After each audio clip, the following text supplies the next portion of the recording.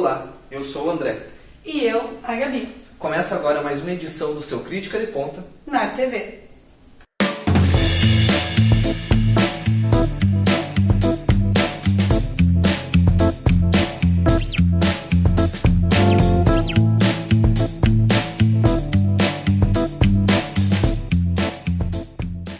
Nossa, André, como você está estiloso hoje. Obrigado, Gabi. Falando em moda e estilo, a repórter Letícia Queiroz fala um pouco sobre a tendência dos anos 90, que está voltando atualmente. Dá uma conferida.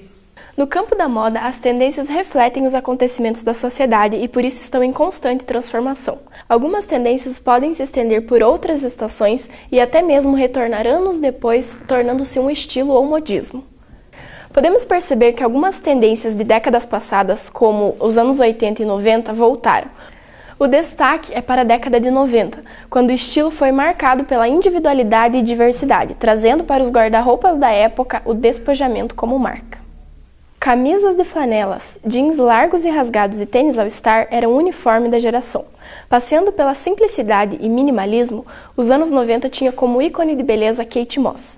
A modelo britânica, hoje na casa dos 40 anos, não foi somente ícone de beleza, mas também marca de estilo despojado da geração. O tom desglamorizado e mais natural da década voltou aos editoriais de moda. O uso de tênis plataforma e modelos mais esportivos com roupas casuais estão em alta. A aposta no estilo despojado não para por aí. Os cabelos se colorem em tons como rosa ou azul. Temos ainda o uso de elásticos ou laçarotes. No pescoço, o uso de gargantilhas. E é claro que não poderiam faltar as clássicas jardineiras e tatuagens temporárias que foram sucesso na década de 90. O mais interessante é perceber que no campo da moda, o cíclico retorno ao passado é sempre marcado por uma releitura.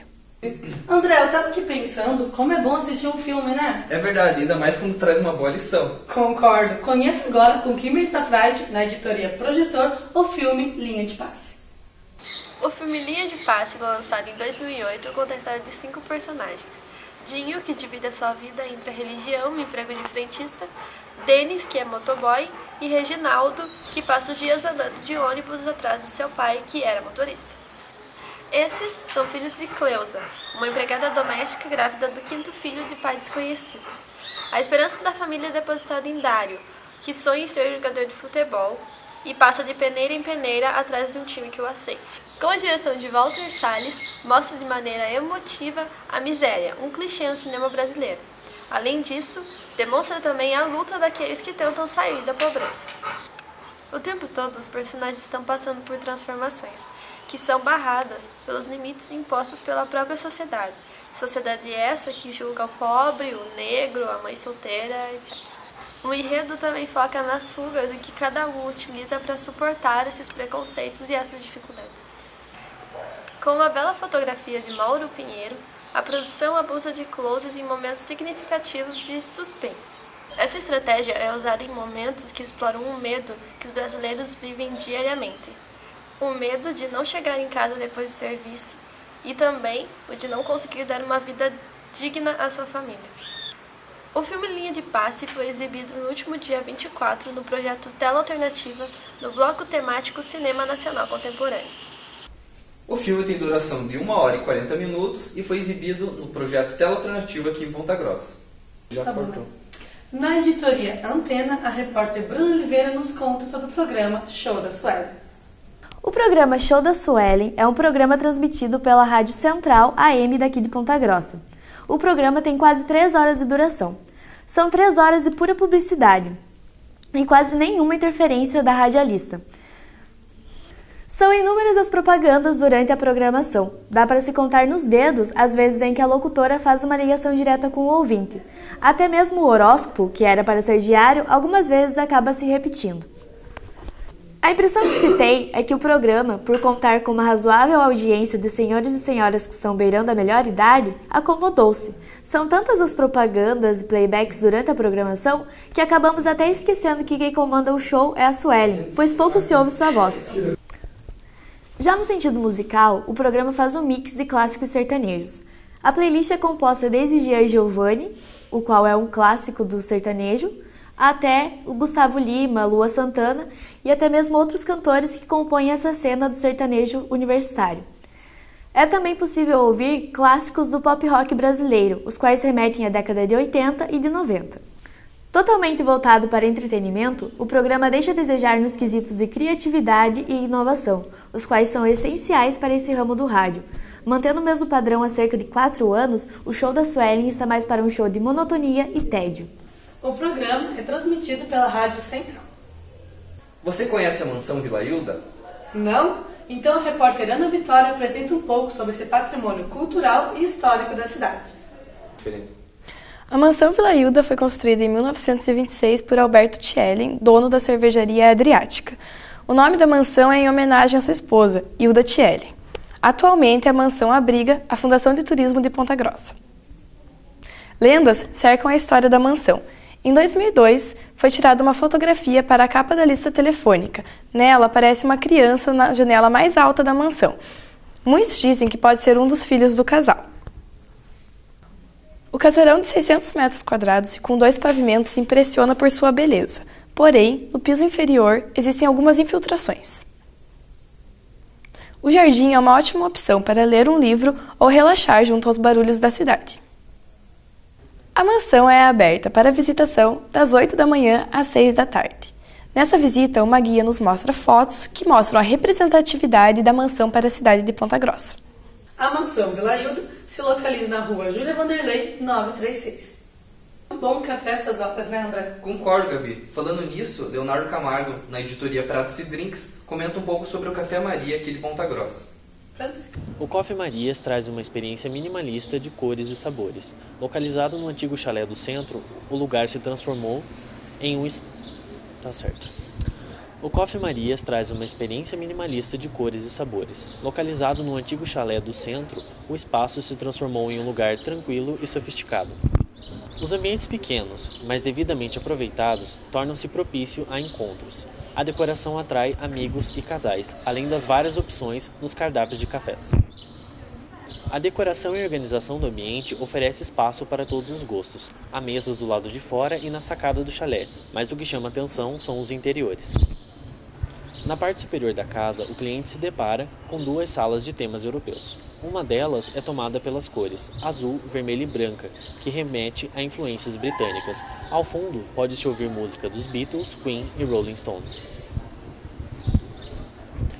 Do outro lado, as paredes são pintadas de rosa e há uma grande moldura da Torre Eiffel, que decora o ambiente esperado em Paris. As cadeiras e mesas são delicadas e os quadros retratam a beleza francesa dos anos 20. Nesta sala também é possível ouvir músicas em francês. O cardápio também faz jus ao objetivo de agradar a todos os gostos. Há uma diversidade de cafés com preços acessíveis.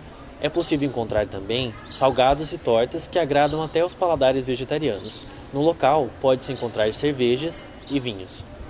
O Coffee Marias acertou em cheio ao despertar o sentido dos clientes. Sua decoração é sempre o tema das mesas de quem ainda não conhecia o café e que já pretende voltar para trazer outras pessoas.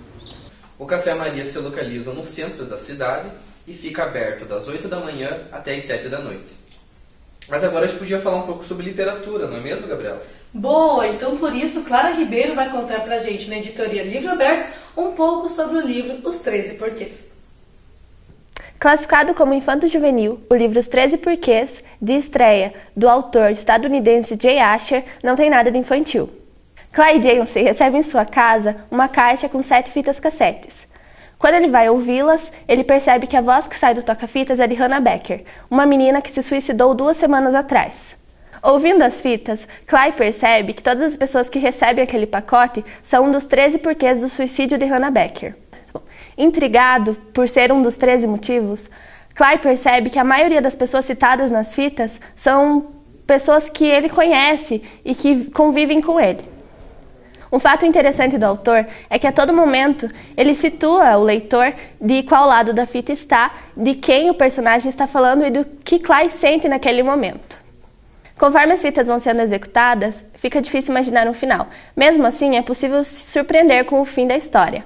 O último motivo de Hannah ter se matado é uma pessoa que você não consegue imaginar desde o começo da história. O livro contém 244 páginas e custa em média de R$30. Falando em música e dança, Natasha Rotter apresenta na editoria Vitrola o álbum Esmeralda, da cantora Thier. Terceiro álbum da cantora paulistana Thier, Esmeraldas foi lançado em 2014 pela Warner Music. Neste ano, a música de trabalho do CD, A Noite, ganhou as rádios pelo país e se tornou o tema da novela I Love Paraisópolis, da Rede Globo. As composições de Thier são constantemente marcadas pelos temas cotidianos e pelo romantismo. Mesmo se assemelhando em alguns pontos aos trabalhos anteriores, Sweet Jardim e O Coração e a Coruja, o CD novo, Esmeraldas, vai por outro caminho e em sua maior parte tem músicas alegres, diferente da melancolia encontrada nos CDs anteriores. O disco parece ser uma autobiografia da artista e o toque doce, marca da voz de Thier, envolve o público. A música À Noite é uma das últimas faixas do disco e a princípio não seria a canção mais elaborada do CD, mas ganhou destaque por sua levada simples e romântica. Na editoria Livro Aberto, o repórter Lucas Boamorte apresenta o livro de crônicas Nas Entrelinhas do Horizonte. Acompanhe. Se fosse uma cobra, teria me picado. Essa é uma das frases de efeito no conjunto de crônicas reunidos por Humberto Gessinger no livro Nas Entrelinhas do Horizonte. A obra do músico e escritor cativa qualquer um. O gaúcho compartilha conosco as visões de mundo que ele tem, de experiências que todos nós já vivemos ou iremos viver. Dividida em 9 sessões, a obra apresenta crônicas atemporais e não lineares. Humberto nos convida para um mergulho reflexivo, que ele apresenta as suas próprias contradições e que no fim das contas são as nossas contradições vividas em cenários diferentes. Ao expor a própria experiência, de certa forma o músico transforma o livro numa biografia bem construída. Com os relatos é possível saber de que músicas ele gosta, das comidas que ele prefere, como ele viveu a sua infância, o que ele fez na faculdade e até que time ele torce. O livro também conquista pelo design descolado, com uma capa simulando um horizonte moldurado. As páginas do livro, uma hora elas são pretas com letras amarelas, outras horas elas são amarelas com letras pretas. Essa alternância faz com que você tenha um frescor e te mantém concentrado na leitura. A ausência de temporalidade pode irritar um pouco. Também o que pode irritar é a falta de gancho que o Humberto tem para entrar nos assuntos. Isso pode parecer fazer que ele é louco, mas como ele mesmo diz, o mundo é ímpar e é impossível dividi-lo em partes iguais. Quem sabe ele esteja certo ou quem sabe ele esteja nos testando, querendo nos mostrar que o mundo não é uma caixa lacrada. E que sim, podemos descobrir coisas novas todos os dias. No fim das contas, é possível até criar um personagem, que horas é um pai, um filho e também um ombro amigo.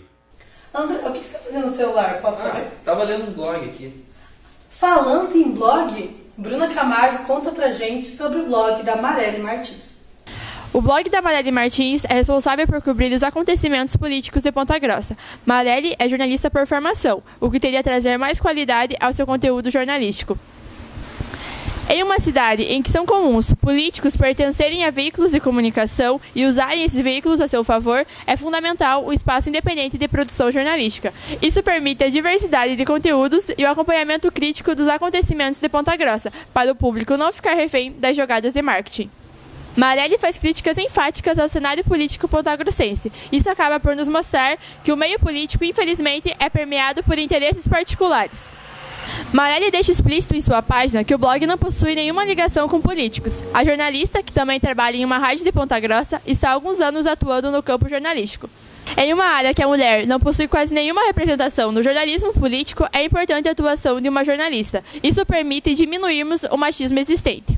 Você pode acompanhar as publicações pelo site mariellemartins.com.br. Gabi, você está triste? Tô. Mas por quê? Porque tá acabando. Pois é, pessoal, o Crítica de Ponta fica por aqui. Mas não fique triste, Gabriela. Sério? Por quê? Te vejo na próxima edição. Até mais. Até.